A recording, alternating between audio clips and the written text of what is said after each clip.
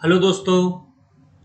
Last class में हमने संविधान का भाग 3 मौलिक अधिकार यानी फंडामेंटल राइट्स पढ़े थे और आज हम बात करेंगे भाग 4 राज्य के नीति निर्देशक तत्व यानी directive principles of state policy के बारे में।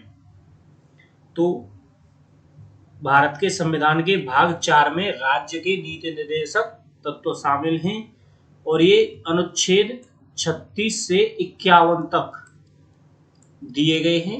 अनुच्छेद 36 से 51 तक। इसमें सबसे पहले देखते हैं अनुच्छेद 36। इस भाग में जब तक कि संदर्भ से अन्यथा अपेक्षित न हो राज्य का वही अर्थ है जो भाग 3 में है। भाग 3 में क्या है? मौलिक अधिकार दिए गए हैं और भाग 3 के अनुच्छेद 12 में राज्य की परिभाषा दी गई है जिसमें बोला गया है कि राज्य में केंद्र सरकार, राज्य सरकार, स्थानीय प्राधिकरण भारत के क्षेत्र के भीतर या उसके नियंत्रण में सभी स्थानीय या अन्य प्राधिकरण ये सब राज्य में शामिल होंगे और यही परिभाषा अनुच्छेद 36 में है। तो राज्य की परिभाषा दो जगह मिलती है हमें, एक तो अनुच्छेद 12 में और एक अनुच्छेद 36 में। आगे बात करते हैं अनुच्छेद 37। इस भाग में अंतर्विष्ट तत्वों का लागू होना। इस भाग में अंतर्विष्ट उपबंध किसी न्यायालय द्वारा प्रवर्तनीय नहीं होंगे किंतु फिर भी इनमें अधिकथित तत्व देश के शासन में मूलभूत है और विधि बनाने में इन तत्वों को लागू करना राज्य का कर्तव्य होगा। आर्टिकल 37 बेसिकली यह बताता है कि कोई भी व्यक्ति भाग 4 यानी राज्य के नीति निर्देशक सिद्धांतों डायरेक्टिव प्रिंसिपल्स ऑफ स्टेट को आधार बनाकर कोर्ट यानी न्यायालय नहीं जा सकता है। यह पूरी तरह राज्य के विवेक पर निर्भर करता है कि वह इन्हें कानून बनाते समय ध्यान में रखे या ना रखे। ये सिर्फ दिशा निर्देश की तरह काम करते हैं। जैसे मूल अधिकारों के उल्लंघन पर आप न्यायालय जा सकते हैं लेकिन इनके उल्लंघन पर आप न्यायालय नहीं जा सकते। चलिए नेक्स्ट देखते हैं। अब है आर्टिकल 38। राज्य लोक कल्याण की अभिवृद्धि के लिए सामाजिक व्यवस्था बनाएगा यानी पब्लिक वेलफेयर के लिए। तो राज्य ऐसी सामाजिक व्यवस्था की जिसमें सामाजिक, आर्थिक और राजनीतिक न्याय राष्ट्रीय जीवन की सभी संस्थाओं को अनुप्राणित करे, भ्रष्ट प्रभावी रूप में स्थापना और संरक्षण करके लोक कल्याण की अभिवृद्धि का प्रयास करेगा। तो आर्टिकल 38 में बेसिकली पब्लिक वेलफेयर यानी लोक कल्याण के बारे में बोला गया है और इसमें सामाजिक, आर्थिक और राजनीतिक न्याय यानी हमने पढ़ाया था प्रस्तावना में भी 3 प्रकार के न्याय दिए गए थे, सामाजिक, आर्थिक और राजनीतिक, और राज्य के नीति निर्देशक तत्वों में भी इन्हीं 3 न्यायों की बात की गई है। चलिए नेक्स्ट देखते हैं। 38 का 2 है राज्य विशिष्टतया आय की असमानता को कम करने का प्रयास करेगा। तो आय की असमानता को कम करने का प्रयास किस आर्टिकल में दिया गया है? आर्टिकल 38(2) में। और न केवल व्यष्टियों के बीच बल्कि विभिन्न क्षेत्रों में रहने वाले और विभिन्न व्यवसायों में लगे हुए लोगों के समूहों के बीच भी प्रतिष्ठा, सुविधाओं और अवसरों की असमानता समाप्त करने का प्रयास करेगा। नेक्स्ट देखते हैं। अब है आर्टिकल 39।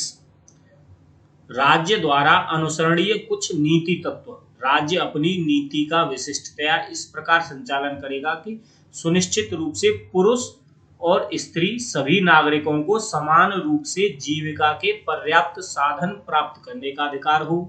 समुदाय के भौतिक संसाधनों का स्वामित्व और नियंत्रण इस प्रकार बटा हो जिससे सामूहिक हित का सर्वोत्तम रूप से साधन हो।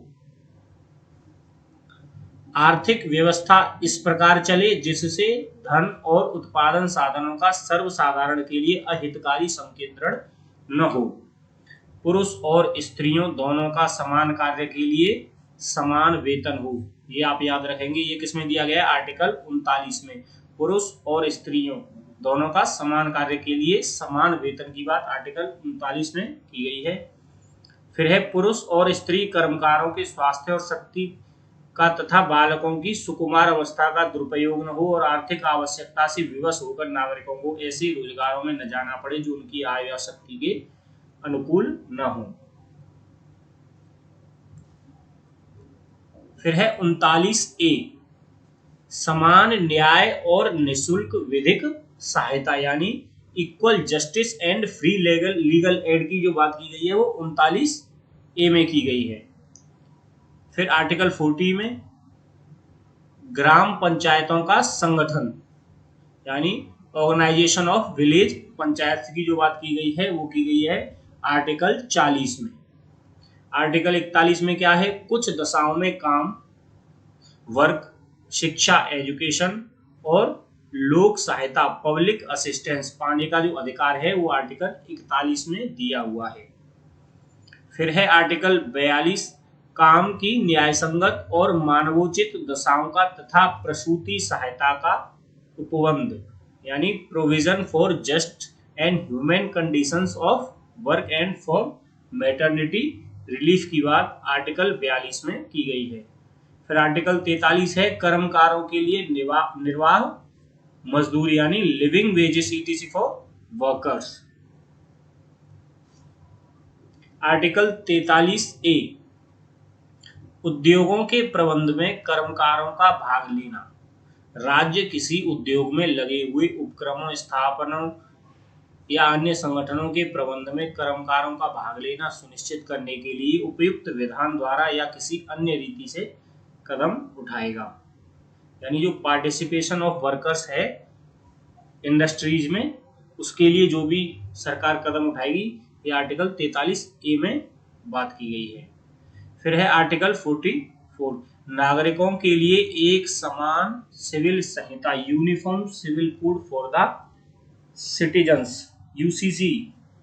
ये क्या होता है, आप देखते हैं वर्तमान में विभिन्न समुदायों के व्यक्तिगत कानून हैं और वो अपने धार्मिक जो भी उनके धार्मिक शास्त्र हैं उनके द्वारा ये प्रशासित होते हैं। जैसे विवाह हुआ, तलाक है, विरासत या गोद लेने की प्रथा सभी धर्मों में क्या है, अलग अलग है। तो धर्म की परवाह किए बिना प्रत्येक व्यक्ति के लिए सिर्फ एक कानून हो जिसके आधार पर विवाह, तलाक या गोद लेना आदि जो भी पारिवारिक विवाद होते हैं उन्हें देखा जा सके। ये बोला जाता है यूनिफॉर्म सिविल कोड यूसीसी, अगर एक कानून हो तो। फिर आर्टिकल 45, बालकों के लिए निशुल्क और अनिवार्य शिक्षा का उपबंध यानी जो 14 वर्ष तक के बच्चे हैं उनके लिए निशुल्क और अनिवार्य शिक्षा का उपबंध राज्य करेगा, ऐसा आर्टिकल 45 में बोला गया है। आर्टिकल 46, अनुसूचित जातियां, अनुसूचित जनजातियां और अन्य दुर्बल वर्ग के शिक्षा और अर्थ संबंधी हितों की अभिवृद्धि। राज्य जनता के दुर्बल वर्गों के विशिष्टतया SC ST के शिक्षा और अर्थ संबंधी हितों की विशेष सावधानी से अभिवृद्धि करेगा और सामाजिक अन्याय और सभी प्रकार के शोषण से उसकी संरक्षा करेगा। आर्टिकल 47, पोषाहार स्तर और जीवन स्तर को ऊंचा करने तथा लोक स्वास्थ्य का सुधार करने का राज्य का कर्तव्य। तो राज्य अपने लोगों के पोषाहार स्तर और जीवन स्तर को ऊंचा करने और लोक स्वास्थ्य में सुधार को अपने प्राथमिक कर्तव्यों में मानेगा। और राज्य मादक पेयों, जो शराब पर प्रतिबंध लगाया जाता है, ये आर्टिकल 47 से ही लगाया जाता है। और स्वास्थ्य के लिए हानिकारक औषधियों के औषधीय प्रयोजनों से भिन्न उपभोग का प्रतिषेध करने का प्रयास करेगा। यानी कई राज्यों में आप देखते होंगे जिसमें शराब पर प्रतिबंध है, तो वहां पर आर्टिकल 47 को ही आधार बनाया जाता है। चलिए आगे देखते हैं। अब है आर्टिकल 48, कृषि और पशुपालन का संगठन। राज्य कृषि और पशुपालन को आधुनिक और वैज्ञानिक प्रणालियों से संगठित करने का प्रयास करेगा और विशिष्टतया गायों और बछड़ों तथा अन्य दुधारू और वाहक पशुओं की नस्लों के परिरक्षण और सुधार के लिए और उनके वध का प्रतिषेध करने के लिए कदम उठाएगा। जब भी कोई राज्य सरकार किसी भी पशु के मारने पर प्रतिबंध लगाती है, जैसे यूपी में गायों के मारने पर प्रतिबंध है, तो ये किस आर्टिकल को आधार बनाकर किया गया था? आर्टिकल 48 को। 48A में क्या है? पर्यावरण का संरक्षण तथा संवर्धन और वन तथा वन्य जीवों की रक्षा, ये 48A के तहत है। अब है आर्टिकल 49, राष्ट्रीय महत्व के संस्मारकों, स्थानों और वस्तुओं का संरक्षण, protection of monuments, places and objects of national importance. Article 50 में है कार्यपालिका से न्यायपालिका का पृथक्करण, separation of judiciary from executive. और आर्टिकल 51 में दिया हुआ है अंतरराष्ट्रीय शांति और सुरक्षा की अभिवृद्धि, promotion of international peace and security. तो ये थे 36 से 51 तक राज्य के नीति निर्देशक सिद्धांत, यानी ये एक तरह से दिशा निर्देश हैं। इन्हें लागू करवाने के लिए आप न्यायालय में नहीं जा सकते हैं, इन्हें सिर्फ राज्य कानून बनाते समय अपने ध्यान में ही रखेगा।